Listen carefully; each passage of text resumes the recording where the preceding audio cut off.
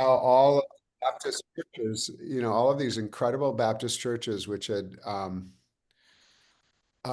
formed me and basically made me the pastor I am and the religious leader I am.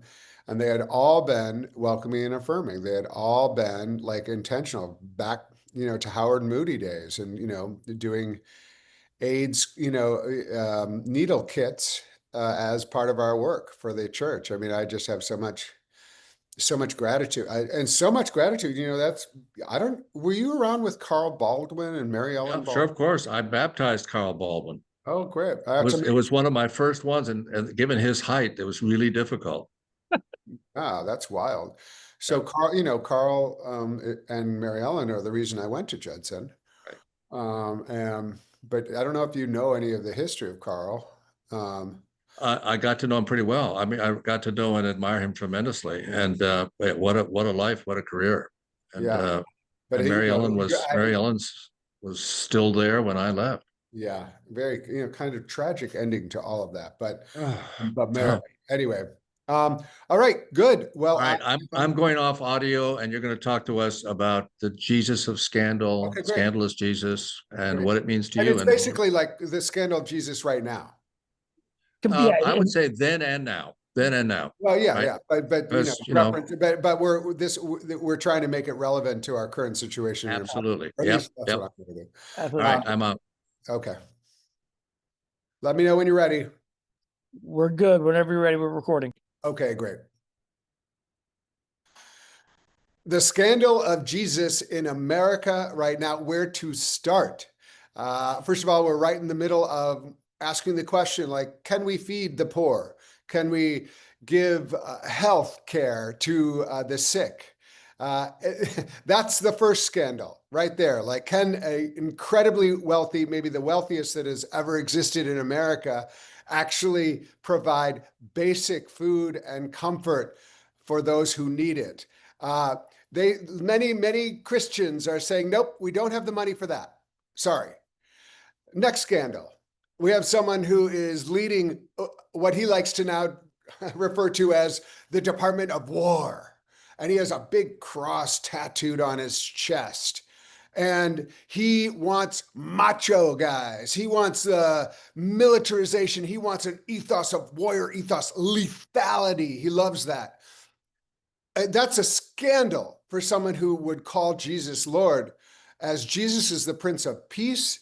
Jesus was never militarized. In fact, he spoke out against it. Blessed are the peacemakers.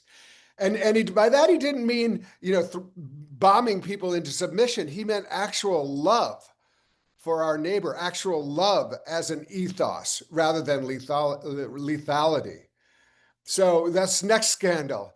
Next scandal, frankly, is the incredible hypocrisy of Christian leaders who claim Jesus, who are Christian nationalists, who want everyone to do exactly what they say, have their morality. They're like, oh, well, we're going to condemn people who are different. We're going to condemn other people. We're going to, attack people who are LGBTQ. We're going to tell women what to do and put them in their place. They're going to, right to vote, forget it.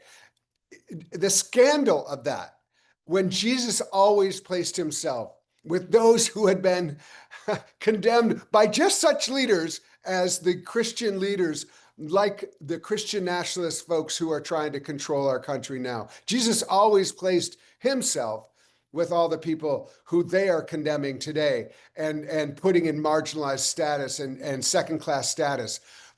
The scandal of immigrants rounded up, put in concentration camps. Good luck, Christians, when you actually meet your maker. And he said, did you ever read Matthew 25? When what you did to these people, you did to me. You were rounding up with closeted faces, covered faces, and brutality, and then putting into subhuman living situations, tearing apart families. You did that to Christ. You did that. That's the scandal. We are so filled with scandal. And yet, there are so many of us, so many Christians who also recognize this moment. where we stand with the scandalous Jesus, the scandalized Jesus. We stand and we show up as Christians, protesting ICE, demanding food for the hungry, demanding peace for our communities, a stop to militarization. And we are standing up to those Christians who would use Jesus's name for all the things that Jesus stood against. So I am scandalized and willing to be scandalous in today's America. That was great, Paul. That's Peter, all I got. Peter, you gonna unmute? Is he still there?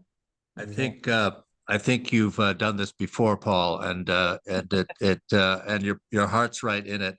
And again, out of respect for your time, I do think it would be helpful a little bit to very quickly talk about your journey. Say, well, I happen to be, descended from a social gospel person you may have heard of, and now I'm working in this interfaith context, and it's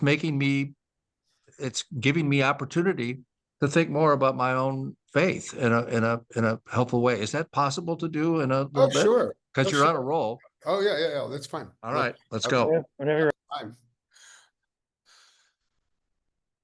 Part of my own background is the background of America in that I come from an interfaith family. I had a great-grandfather who was a very well-known pastor, Walter Raushenbush. And I also have a great-grandfather who was the first Jewish Supreme Court Justice, Louis Brandeis.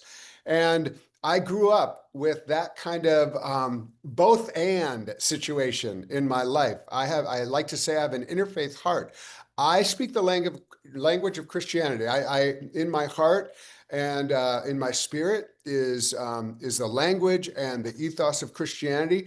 But I recognize the full and beautiful and sacred contributions of my Jewish cousins, my Muslim neighbors, my Hindu friends, my Sikh beloved people in my life. And so part of my life from the beginning, from when I went to seminary, I knew I wanted to do interfaith relations because our world is filled with people from different backgrounds. You cannot be, no one is Christian alone.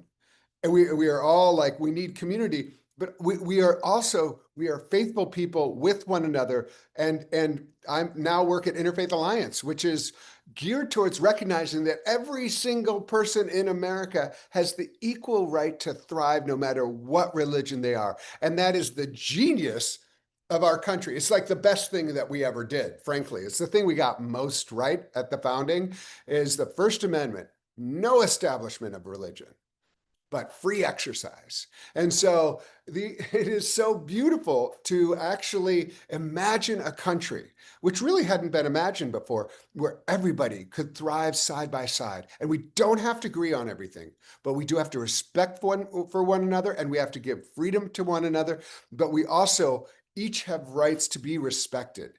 And so what we're trying to do at Interfaith Alliance in my whole life has been building a community where people can live side by side. The fabric of America can be strengthened by the recognition of one another's differences and also how we can continue to love one another, love our democracy. Our democracy is just people, demos, people, loving people, no matter who they are, and coming together to build a future and imagine a future.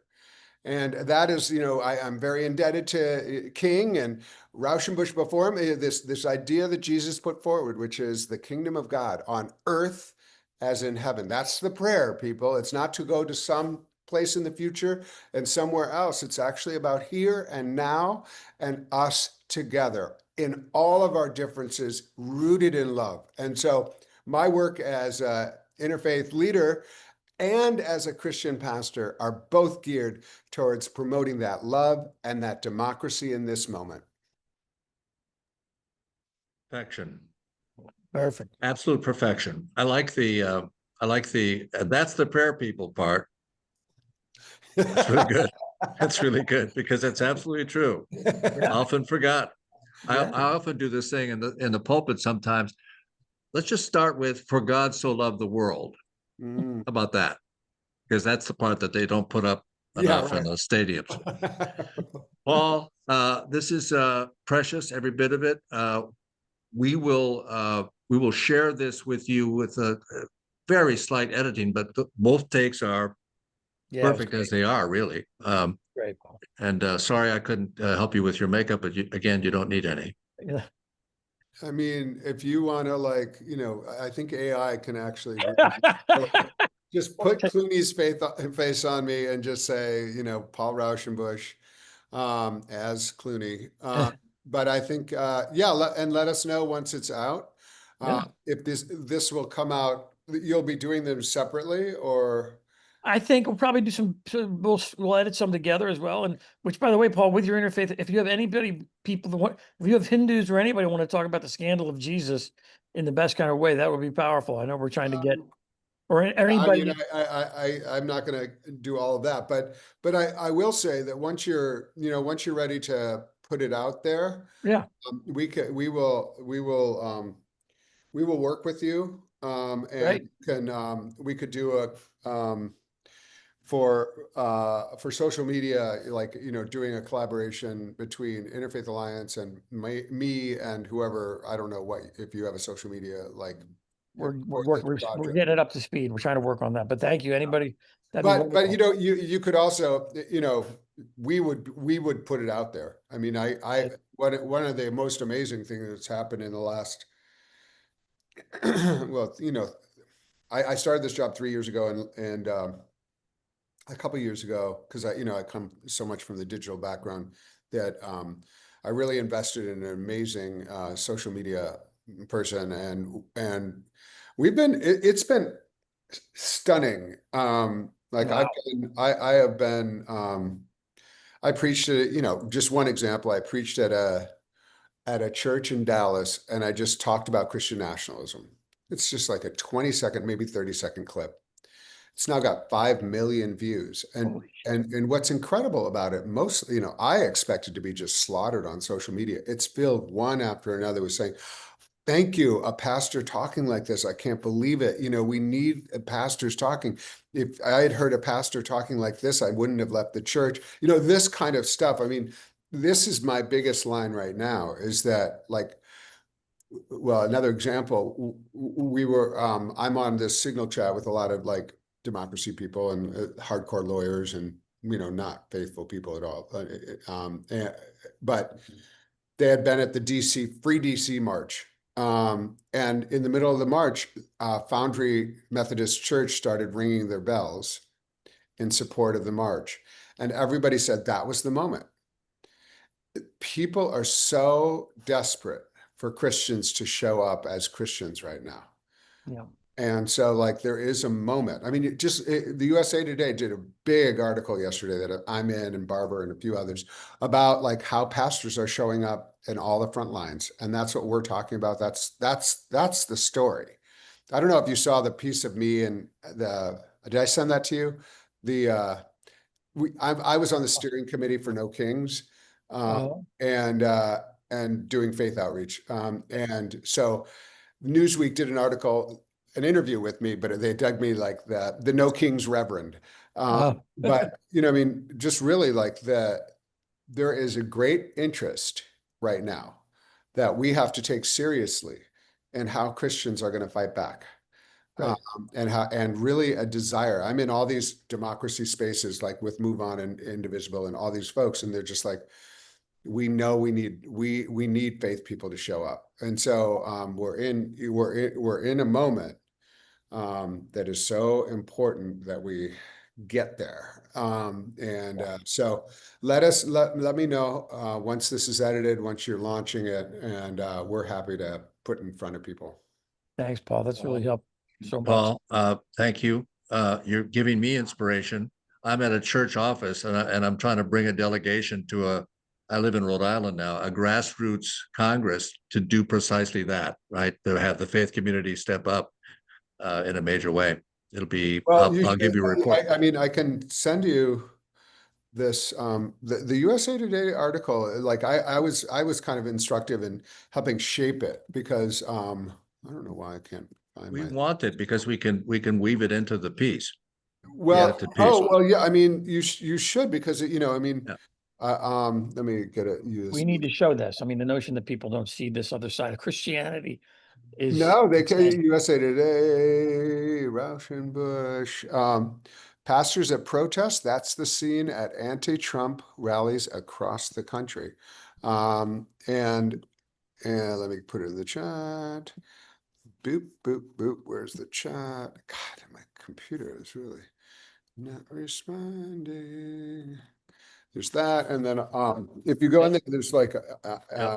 Okay. and then I'll just quickly send you the, uh,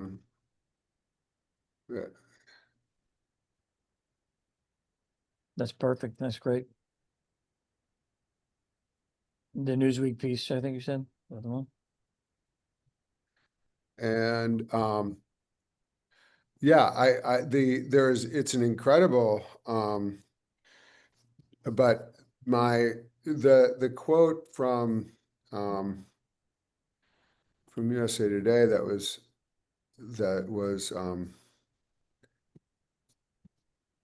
that I felt was really important was this one, which hopefully, Hmm. or, you know, just the idea that we have been there Uh-huh. at every Got it. moment. You know, I mean, every moment we've moved forward, there have been both.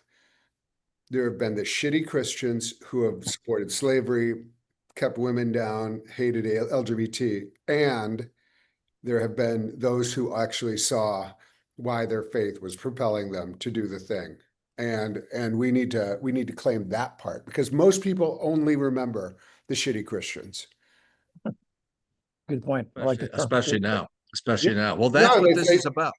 they see the shitty Christians, but actually more and more people are seeing us. So, all right. Well, let me know. Thank you. Thank you so Thank you. much. You bet. Appreciate it. We'll Thank talk you. soon. Bye bye. See you later, Paul. Bye. That was wonderful. Yeah. Great, great, great. Okay. So I've got Yeah. that video. He was obviously really on I point. think he'll be one of the starring ones because he's so energized, right? I mean, as soon as you started with it, scandal, I'm scandalous. It was just like boom, I can see that the lead off. A lot of Right. energy. It's great. I'm glad he addressed his own interfaith background. You know, that was a great, great call to ask him to do that. I wasn't sure how comfortable he was talking about all of that, you know, but his own background, his descendants and all that stuff. He's so proud of those ancestors, you can't believe it. You Yeah. know, it's and good for him. I think you got a nice piece there. I think you can. Yeah. It was good you moved him around a little bit because that lighting fixture was pretty bad, but Yeah. it'll work. All right, I'm gonna hop because I need to get out of here and keep moving, but we're on a roll. I'm sorry about the website thing, but you know what? We'll talk about it later. It's Let's not get, yeah, yeah. it's just those people are just screwed up. We already know that. All right, bye. Yeah. See you later.